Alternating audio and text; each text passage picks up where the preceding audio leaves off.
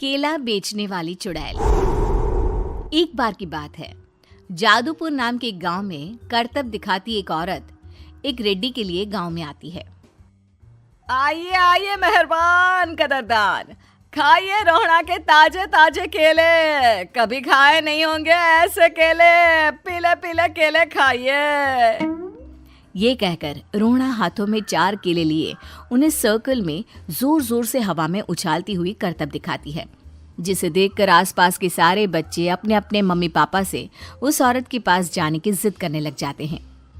पापा, ऐसा तो सर्कस में बॉल से होता है ना, ये आंटी तो केले से कर रही है। चलिए ना पापा, देखते हैं। रोहड़ा एक पतली सी तार पर चलती हुई केलों से करतब दिखाती है। आते जाते सभी लोग बाहर रुककर उसके करतब देखते हैं और वाह वाही करते नहीं थकते। जैसे ही एक आदमी पास आकर उसे पैसे देने लग जाता है, तब वो कहती है, अरे नहीं नहीं साहब, मैं करतब तो बच्चों के मन को बहलाने के लिए करती हूँ। धंधा तो मेरा केले का है। पीछे देखो मेरी रिड्डी, जो भी मेरे केले खाएगा मेरी तरह चुस्त दुरुस्त और तंदुरुस्त हो जाएगा। पता चलता है क्या कि मेरी उम्र 55 की है। अरे पर ऐसे ठंड के मौसम में कोई केला क्यों खाएगा? ये ऐसे वैसे केले नहीं है साहब, ये शरीर में गर्मी देते हैं। ठंड को दूर भगाए जो भी रोहिणा के केले खाए। पापा, अगर मुझे केले नहीं मिले तो मैं घर नहीं जाऊंगी। तभी उसके पापा कहते हैं कि बेटा, केले ठंड में कभी गर्मी नहीं देते। ये सब कहने की बातें हैं, सामान बेचने का तरीका है इनका। पर पिंकी नहीं मानती। मैं केले खाऊंगी। पिंकी की जिद के आगे नत्थू हार जाता है और उसे केले खरीद कर दे देता है। पिंकी खुश होकर केले घर ले आकर खाती है। अब मैं भी करतब करूंगी, कितना मजा आएगा। जादुई केले। पिंकी पहला केला खत्म भी नहीं करती कि वो बेहोश हो जाती है।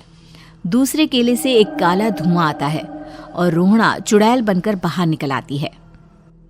मेरे भूतिया केले बच्चे न खाए, ऐसा हो ही नहीं सकता। जादूपुर वालों, कब तक बचोगे? आ गई हूं मैं रोहड़ा, जिसका कोई नहीं कर सकता सामना।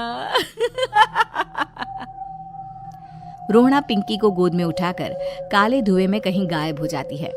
शाम के वक्त नत्थू घर लौटता है और पिंकी को घर में ना पाकर उसकी माँ से कहता है, माँ पिंकी कहाँ है? अरे बेटा, उसे तो तू सुबह करतब दिखाने ले गया था ना, फिर कहाँ वापस आए तुम दोनों? मुझे लगा तू उसे अपने साथ मंडी ले गया होगा। हे भगवान, मेरी बच्ची कहाँ गई? मैं उसे घर ही तो छोड़कर गया था माँ। नत्थू गांव के घर कोने में अपनी बेटी को ढूंढता है, पर उसे वो कहीं नहीं मिलती।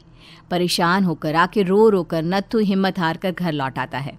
अगली सुबह रोहड़ा फिर से करतब दिखाने आती है और इस बार पिंकी की तरह रोनी केले खरीद लेता है।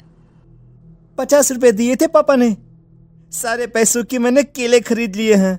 अब मैं भी आंटी की तरह ही करतबबाज बन जाऊंगा।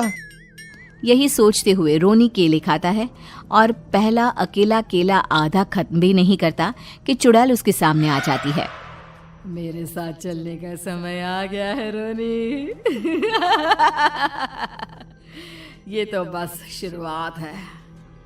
अब इस गांव के सारे बच्चे धीरे धीरे मेरे कब्जे में होंगे, एक बच्चा भी नहीं बचेगा। ये कहकर रोनी को गोद में लेकर काले धुएं में अदृश्य हो जाती है। इसके बाद हर रोज गांव में से कोई ना कोई बच्चा गायब होता, पर ऐसा क्यों हो रहा है किसी को भी समझ में नहीं आ पा रहा था। रोज की तरह अपनी बेटी पिंकी की तलाश में नत्थू गांव के एक तालाब के पास बैठा रो रहा था। कहाँ गई मेरी पिंकी? शकुंतला के जाने के बाद एक वही तो मेरा सहारा थी। अरे उसकी आत्मा कोस रही होगी मुझे कि मैं अपनी बच्ची को संभाल भी नहीं पाया। नत्थू ये कहता हुआ रो ही रहा था कि तभी तालाब में से उसे शकुंतला की आवाज सुनाई देती है। कहाँ थी तुम शकुंतला? हमारी बच्ची और सारे गायब हुए बच्चे रोहड़ा के कब्जे में हैं। वो बच्चों को जो केले देती है उससे बच्चे बेहोश हो जाते हैं और उसके कब्जे में आ जाते हैं और वो उन्हें ले जाकर काली दुनिया में ले जाती है। पर वो ऐसा क्यों कर रही है? ये मैं नहीं जानती, पर उस दुनिया का रास्ता मैं आपको बता सकती हूँ। जहां ये नदी खत्म होती है वहां एक केले का पेड़ है, उसके नीचे एक दरवाजा है, वहीं से रास्ता जाता है उस दुनिया का। ये कहकर शकुंतला की आत्मा गायब हो जाती है। गांव के सभी लोग झुंड बनाकर उसी रास्ते से काली दुनिया में चले जाते हैं और वहां देखते हैं कि सारे बच्चे वहां काम कर रहे थे। पापा मुझे ले चलो यहाँ से। पापा पापा। सभी बच्चे अपने मम्मी पापा से लिपट जाते हैं। तो तुम लोग यहाँ तक आ गए? क्यों हमारे बच्चों को पकड़ लिया तूने? तुझे शिकार ही बनाना है तो ले, हम सब आ गए हैं, हमें खा ले।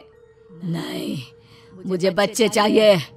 मेरे बच्चे के बदले तुम लोगों के बच्चे। क्या मतलब? मैं इसी गांव में रहने वाली एक औरत थी। केले की चोरी के इल्जाम में मेरे बेटे को गांव वालों ने इतना मारा कि वो मर गया। उसी दिन मैंने ठान लिया कि गांव वालों का भी वही हाल करूंगी।